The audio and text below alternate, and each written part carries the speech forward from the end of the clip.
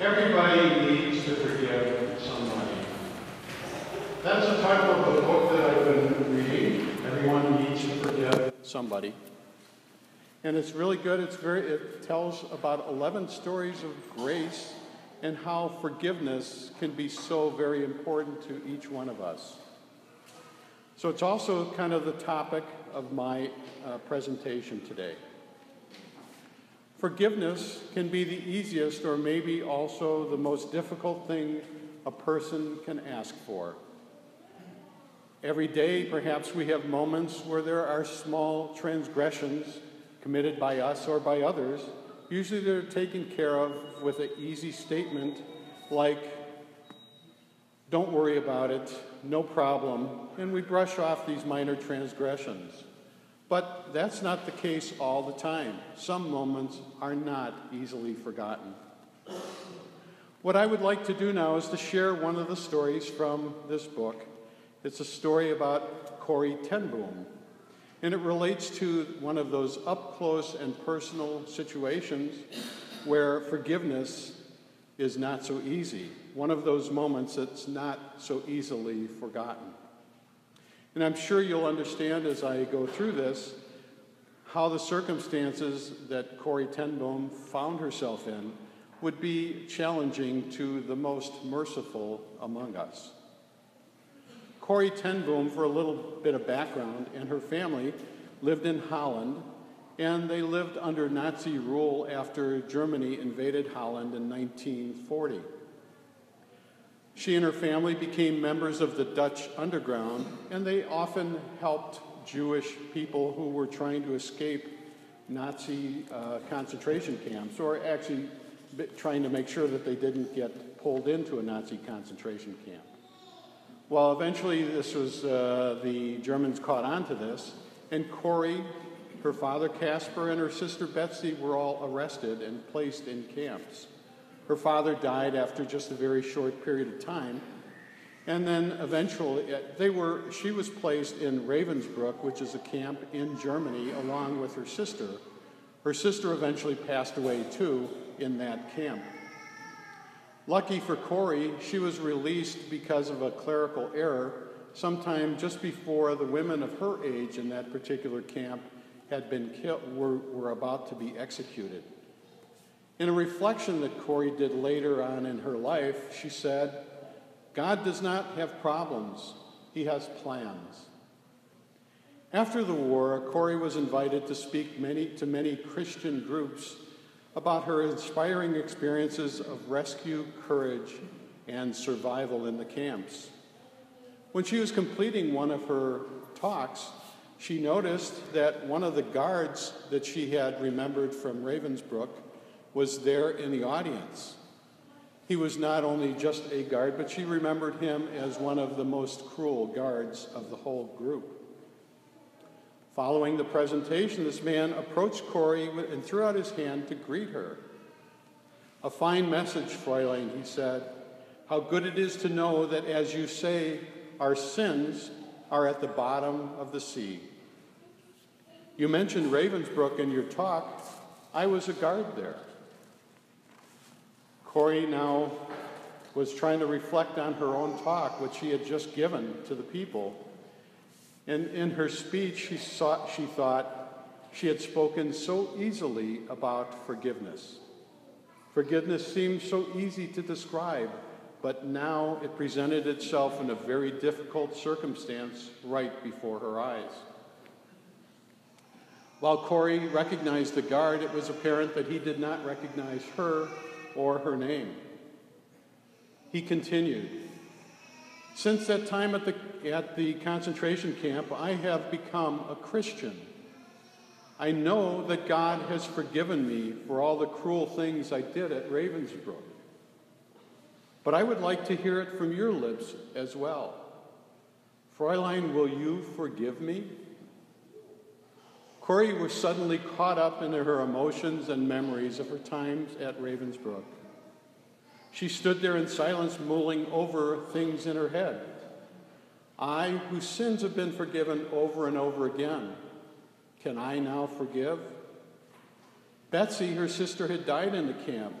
She wondered, could this man erase the slow, terrible death of her sister simply by asking? The gravity of the moment paralyzed Corey. This woman who had so courageously risked her life for others found herself incapable of answering a simple question posed by this man. Will you forgive me? It did become clear to Corey that she not only had to forgive this man, she needed to forgive him both for her sake and for his. The door she felt to her healthy future felt to be locked, and she knew forgiveness was the key to opening that door to a healthy future. If only she could muster the courage to do so. Corey had come to know the importance of forgiveness, both as a commandment of God and as a daily experience. After the war, she maintained a home in Holland that was where she housed people who were victims of Nazi brutality. What she found and discovered is that those who were able to forgive their enemies, they were able to return to the outside world and lead productive lives, to rebuild their lives no matter how deep the emotional or physical scars were when they were in the camp. Those, though, who nursed that bitterness remained invalids. It was as simple and as horrible as that. At the moment, God seemed to be showing her the way. Choose forgiveness and unlock the door to a new life and healing in your future. Deny forgiveness and remain locked in a prison cell of your bitter memories that will ultimately destroy you. Corey reached out and embraced the man. I forgive you, brother, with all my heart. In this unexpected, grace-filled moment, Corey ten Boom realized the truth more than ever before. Everybody needs to forgive somebody. Even as she forgave a man whose evils had led to her own suffering and even deaths of members of her family. Because of her courage, she came to speak a truth that can only be known by those who forgive. That is, I had never known God's love as intensely as I did at that moment. Corey ten Boom's reflection is an extraordinary story of mercy and forgiveness, but it pales in comparison to God's own compassion and mercy that we learn of in today's gospel. When the Lord answered Peter's question, how often we should forgive, he says not 7 times, but 77 times. Jesus is not recommending a new math for reconciliation, that you count to 77 and then you're done.